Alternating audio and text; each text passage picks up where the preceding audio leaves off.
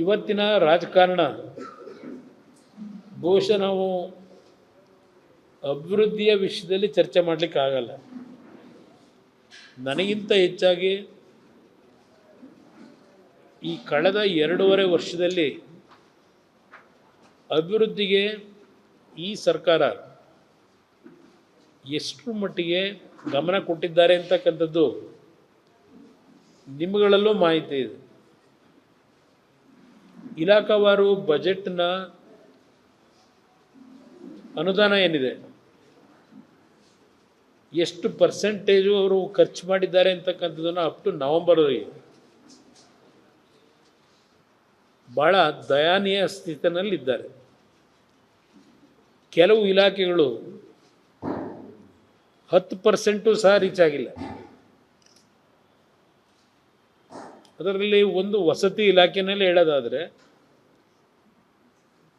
ಅನುದಾನ ಅಂತ ಘೋಷಣೆ ಮಾಡಿದ್ರಲ್ಲಿ 10% ಇನ್ನೂ ರೀಚ್ ಮಾಡದೇ ಇರತಕ್ಕಂಥದ್ದೇನಿದೆ, 40-45% ಮೇಲೆ ಯಾವುದೇ ಇಲಾಖೆ ಇವತ್ತು ಆ ಗುರಿ ಮುಟ್ತಕ್ಕಂಥ ಕೆಲಸ ಮಾಡಲಿಲ್ಲ. ಇನ್ನು ತೆರಿಗೆ ಸಂಗ್ರಹದಲ್ಲಿ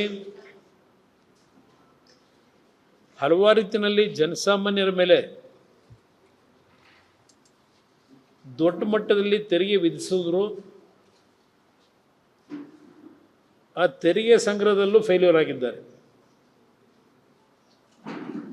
ಕೆಲವು ಮಾಹಿತಿಗಳ ಪ್ರಕಾರ ಸುಮಾರು ಈ ವರ್ಷದ ಆರ್ಥಿಕ ವರ್ಷದಲ್ಲಿ ಇವರ ನಿರೀಕ್ಷೆ ಏನಿತ್ತು ತೆರಿಗೆ ಸಂಗ್ರಹದಲ್ಲಿ 15,000 ಕೋಟಿ ಡೆಫಿಸಿಟ್ ಆಗುತ್ತೆ ಅಂತಕ್ಕಂಥದ್ದು ಇವತ್ತಿನ ಒಂದು ಮಾಹಿತಿಗಳಿದೆ. ಇನ್ನು 2.5 ವರ್ಷದಲ್ಲಿ ಶಿಕ್ಷಣ ಇಲಾಖೆಗೆ ಬಂದರೆ ಶಾಲಾ ಕಟ್ಟಡಗಳ ಏನು ಸಮಸ್ಯೆಗಳಿದೆ, ಪ್ರತಿನಿತ್ಯ ಮಾಧ್ಯಮದ ಸ್ನೇಹಿತರು ನೀವು ಪ್ರಿಂಟ್ ಮೀಡಿಯಾದಲ್ಲಿ, ಎಲೆಕ್ಟ್ರಾನಿಕ್ ಮೀಡಿಯಾದಲ್ಲಿ ಇಂಥ ಒಂದು ಪರಿಸ್ಥಿತಿಗಳಲ್ಲೂ ಸರ್ಕಾರದ ಗಮನ ಸೆಳೆಯಲಿಕ್ಕೆ ಪ್ರಯತ್ನ ಪಡ್ತಾ ಇದ್ದೆ. ಆದರೆ ನೀವು ಸರ್ಕಾರದ ಗಮನ ಸೆಳೆಯತಕ್ಕಂಥದ್ದಕ್ಕೂ ಈ ಸರ್ಕಾರದಲ್ಲಿ ಗಂಭೀರವಾದಂಥ ತೀರ್ಮಾನಗಳು ನಾವು ಕಾಣ್ತಾ ಇಲ್ಲ. ಇನ್ನು ಶಿಕ್ಷಣ ಇಲಾಖೆಯಲ್ಲಿ 65,000 ಶಿಕ್ಷಕರ ನೇಮಕ ಏನಾಗಬೇಕಾಗಿದೆ, ಕೊರತೆ ಏನಿದೆ, 65,000 ಶಿಕ್ಷಕರನ್ನ ನೇಮಕಾತಿಯನ್ನೇ ಮಾಡಿಲ್ಲ. ಹಲವಾರು ಶಾಲೆಗಳಲ್ಲಿ ಒಬ್ಬ ಶಿಕ್ಷಕನ ಬಿಟ್ಟರೆ ಶಿಕ್ಷಕರುಗಳೇ ಇಲ್ಲ. ಈಗ ಅದೇನೋ ಡಿಗ್ರಿ ಲೆಕ್ಚರರ್ಸ್ಗೂ 6ನೇ ತರಗತಿ 7ನೇ ತರಗತಿ ಪಾಠ ಮಾಡಬೇಕು ಅಂತ ಹೊರಟಿರ್ಬೇಕು, ಪಿ ಯು ಅವರಿಗೆ. ಶಿಕ್ಷಣ ಇಲಾಖೆಯಲ್ಲಿ 2 ವರ್ಷದಿಂದ ಹೇಳಿದ್ದಾರೆ, ಅದೇನೋ ಪಬ್ಲಿಕ್ ಶಾಲೆಗಳನ್ನು 1,000 ತೆರಿತೀವಿ, 1,000 ತೆರಿತೀವಿ ಇದು ಹೇಳ್ತಾನೆ ಇದ್ದಾರೆ. ದುಡ್ಡೆಲ್ಲಿ ಇಟ್ಕೊಂಡವರೇ ಗೊತ್ತಿಲ್ಲ. ಅದೇನೋ ಮೊನ್ನೆ ಹೇಳಿದ್ದಾರೆ, ಒಂದು CSR ಫಂಡನ್ನು ಶಿಕ್ಷಣ ಇಲಾಖೆಯ ಪಬ್ಲಿಕ್ ಶಾಲೆಗಳಿಗೆ ಸಂಗ್ರಹ ಮಾಡಿ 1,000 ಪಬ್ಲಿಕ್ ಶಾಲೆಗೆ ಕಟ್ತೀವಿ ಅಂತ ಹೇಳಿದ್ದಾರೆ. ಅದೇನೋ ಮತ್ತೆ ಆ CSR ಫಂಡ್ ಪಾಲಿಸಿ ಏನಿದೆ, ರಾಜ್ಯದಲ್ಲಿರ್ತಕ್ಕಂಥ ಕೈಗಾರಿಕೋದ್ಯಮಗಳು ರಾಜ್ಯದ ಯೋಜನೆಗಳಿಗೆ CSR ಫಂಡನ್ನು ಕೊಡಬೇಕು, ಈ ಒಂದು ಪಾಲಿಸಿಯನ್ನು ಹೊಸದಾಗಿ ತರಲಿಕ್ಕೆ ಏನೋ ತೀರ್ಮಾನ ಮಾಡ್ತಾ ಇದ್ದೇವೆ ಅಂತ ಹೇಳಿದ್ದಾರೆ. CSR ಫಂಡು ಮುಖ್ಯಮಂತ್ರಿಗಳು ಹೇಳಿದ್ರು, ಸರ್ಕಾರವೇ ಹೇಳಿದೆ, ಬೇರೆ ಯಾರು ಹೇಳಿರೋದಲ್ಲ. ಸರ್ಕಾರದಿಂದ ಮೊನ್ನೆ ಕ್ಯಾಬಿನೆಟ್ಟಿಗೆ ಒಂದು ಪಾಲಿಸಿ ತರಬೇಕು ಅಂತ ಹೇಳಿ ಮತ್ತೆ ಅದನ್ನೇನೋ ಮುಂದಿನ ಕ್ಯಾಬಿನೆಟ್ಗೆ ಡೆಫರ್ ಮಾಡಿದ್ದೀವಿ ಅಂತಲೂ ಹೇಳಿದ್ದಾರೆ. CSR ಫಂಡ್ನಿಂದ ಅಲ್ಲಿಗೆ 1000 ಶಾಲೆಗಳನ್ನು ಇವರು ಎಷ್ಟರ ಮಟ್ಟಿಗೆ ಕ್ವಾಲಿಟಿ ಎಜುಕೇಷನ್ಗೆ ತರ್ತಾರೆ ಅಂತಕ್ಕಂಥದ್ದು ಕಾದು ನೋಡೋಣ ಅಂತ. ಇದರ ನಾನು ಈ ರಾಜ್ಯದಲ್ಲಿ ಅವ್ರ ಜೊತೆನೂ ಸರ್ಕಾರ ಮಾಡಿದ್ದೇನೆ, ಈಗಿನ ನಮ್ಮ ಮೈತ್ರಿ ಪಕ್ಷ BJP ಜೊತೆನೂ ಸರ್ಕಾರ ಮಾಡಿದ್ದೆ. ನಾನು ಇದ್ದಾಗಂತೂ ಯಾವುದೇ ರೀತಿಯಲ್ಲಿ CSR ಫಂಡು ಅಂತ ನೋಡೋಕ್ಕೆ ಹೋಗಲಿಲ್ಲ. ಸರ್ಕಾರದ ಜನತೆಯ ತೆರಿಗೆ ಹಣವನ್ನೇ ಕೊಟ್ಟಿದ್ದೇನೆ. 2006-7ರಲ್ಲೂ ನೂರಾರು ಶಾಲೆಗಳನ್ನು ಹೈಸ್ಕೂಲ್ಗಳು, first grade college, second grade college, PUCಗಳು, ವಸತಿ ಶಾಲೆಗಳು, ಅದಕ್ಕೆಲ್ಲ ಹಣ ಒದಗಿಸ್ಕೊಟ್ಟಿದ್ದೀವಿ ನಮ್ಮ ಕಾಲದಲ್ಲಿ. ಬರೀ ಶಾಲೆ ಘೋಷಣೆ ಮಾಡಿದ್ದಲ್ಲ, ಈ ಕಳೆದ 15-16 ವರ್ಷದಲ್ಲಿ ಇವ್ರುಗಳು ಯಾವ ಥರ ನಡ್ಕೊಂಡಿದ್ದಾರೆ ಅನ್ನೋದು ಮಾಹಿತಿಗಳು ಇದ್ದು. ಇವ್ರ ಜೊತೆ ಸರ್ಕಾರ ಮಾಡಿದಾಗಲೇ ನಾನು ಪಬ್ಲಿಕ್ ಶಾಲೆ ಘೋಷಣೆ ಮಾಡಿದ್ದು. ಕಾಂಗ್ರೆಸ್ ಪಕ್ಷದ ಜೊತೆ ಸರ್ಕಾರ ಮಾಡಿದಾಗಲೇ ನಾನು ಏನೋ ಒಂದು ಪಬ್ಲಿಕ್ ಶಾಲೆಗಳ ಮುಖಾಂತರ ಹಳ್ಳಿಯ ಮಕ್ಕಳು, ಬಡ ಕುಟುಂಬದ ಮಕ್ಕಳು ಸಹ ಶ್ರೀಮಂತ ಮಕ್ಕಳ ರೀತಿಯ ಒಂದು ಕ್ವಾಲಿಟಿ ಎಜುಕೇಷನ್ ಕೊಡಬೇಕು ಅಂತಕ್ಕಂಥ ನಿರ್ಧಾರ ಮಾಡಿದ್ದೆ. ಅದಕ್ಕೋಸ್ಕರಲೇ ಆ ಯೋಜನೆ ತಂದಿದ್ದು. ಆಗ ಹಣನೂ ಬಿಡುಗಡೆ ಮಾಡಿದ್ದೀನಿ ನಾನು.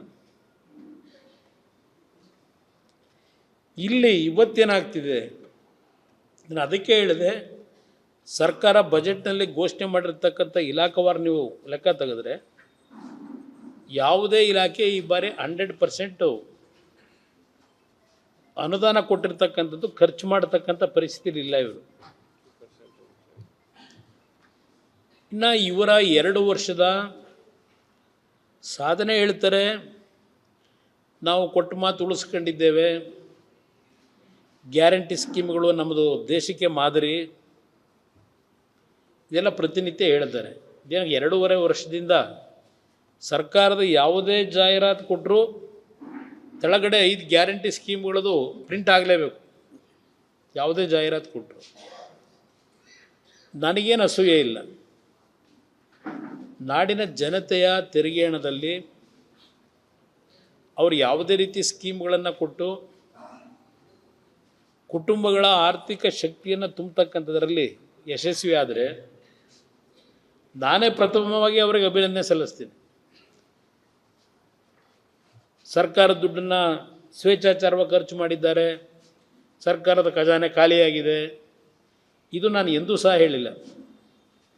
ಈ 2.5 ವರ್ಷದ ಅವರ ಆಡಳಿತದಲ್ಲಿ ಖಜಾನೆ ಖಾಲಿ ಆಗಲಿಕ್ಕೆ ನಮ್ಮ ನಾಡಿನ ಜನತೆ ಎಂದೂ ಸಹ ಬಿಟ್ಟುಕೊಟ್ಟಿಲ್ಲ. ಖಜಾನೆಯನ್ನು ತುಂಬಿಸ್ತಕ್ಕಂಥದ್ರಲ್ಲಿ ನಾಡಿನ ಪ್ರತಿ ಕುಟುಂಬಗಳ ಪಾಲೇನಿದೆ. ಪ್ರಾಮಾಣಿಕವಾಗಿ ತೆರಿಗೆ ರೂಪದಲ್ಲಿ ಸರ್ಕಾರದ ಖಜಾನೆ ತುಂಬಿಸ್ತಕ್ಕಂಥದ್ದಕ್ಕೆ ಯಾವ ರೀತಿ ಜನತೆ ಸ್ಪಂದಿಸಿದ್ದಾರೆ, ಅದಕ್ಕೆ ಸರಿಸಮನಾಗಿ ಈ ಸರ್ಕಾರ ಆ ಹಣವನ್ನು ಗುಣಾತ್ಮಕವಾಗಿ ಬಳಕೆ ಮಾಡ್ಕೊಂಡಿದ್ದಾರ, ಇದು ಪ್ರಶ್ನೆ. ಕೆಲವು ಕುಟುಂಬಗಳಲ್ಲಿ 2,000 ರೂಪಾಯಿನ ಯೋಜನೆ ಏನಿದೆ, ಬುದ್ಧಿವಂತಿಕೆಯಿಂದ ಒಂದು 10,000 5,000, ಏಕೆಂದರೆ ಒಂದೇ 3 ತಿಂಗಳು 4 ತಿಂಗಳಿಗೆ ಒಂದು ಬಾರಿ ಕೊಡ್ತಾರೆ. 6,000 ರೂಪಾಯಿನ ಒಂದೇ ಸಲ ಬ್ಯಾಂಕ್ ಹಾಕ್ತೀವಿ ಅಂತಾರೆ. ಅದರಿಂದ ಏನಾದರೂ ಬಳಕೆ ಮಾಡ್ಕೊಳ್ಳೋರು ಪಾಪ ಕೆಲವು ಕುಟುಂಬ ಇದ್ದಾವೆ. ಆ 6,000 ರೂಪಾಯಿ ದೊಡ್ಡದೇ ಅವರಿಗೆ, 2,000 ಕೊಡೋದು ದೊಡ್ಡದಿರ್ತದೆ ಕೆಲವು ಕುಟುಂಬಗಳಿಗೆ. ನಾನು ಅದನ್ನು ಭಾಳ ಸಣ್ಣ ಮಟ್ಟದಲ್ಲಿ ಟೀಕೆ ಮಾಡೋಕ್ಕೆ ಹೋಗಲ್ಲ. ಅದರಿಂದ ಇದು ಎಷ್ಟು ವರ್ಷ ಇದೇ ಥರ ಹೋಗ್ತೀರಿ? ಕ್ಯಾಪಿಟಲ್ ಅಸೆಟ್ನ ಎಷ್ಟು ಮಟ್ಟಿಗೆ ಮಾಡಿದ್ದೀರಿ? ಕ್ಯಾಪಿಟಲ್ ಅಸೆಟ್ಟನ್ನು ಯಾವ ನೀರಾವರಿ ಯೋಜನೆಗಳಿಗೆ? ಇವತ್ತು ನಾವೀಗ ಆಗಲೇ ಬೇರೆ ರಾಜ್ಯಗಳಿಗೆ ಹೋಲಿಕೆ ಮಾಡಿದ್ರೆ ಭಾಳ ಹಿಂದಿದ್ದೇವೆ. ಬೇರೆ ರಾಜ್ಯಗಳಿಗೆ ಹೋಲಿಕೆ ಮಾಡಿದ್ರೆ ನಮ್ಮಲ್ಲಿರ್ತಕ್ಕಂಥ ನೀರನ್ನು ಬಳಕೆ ಮಾಡ್ಕೊಳ್ಳೋಕ್ಕಾಗಿಲ್ಲ ಇವರಿಗೆ.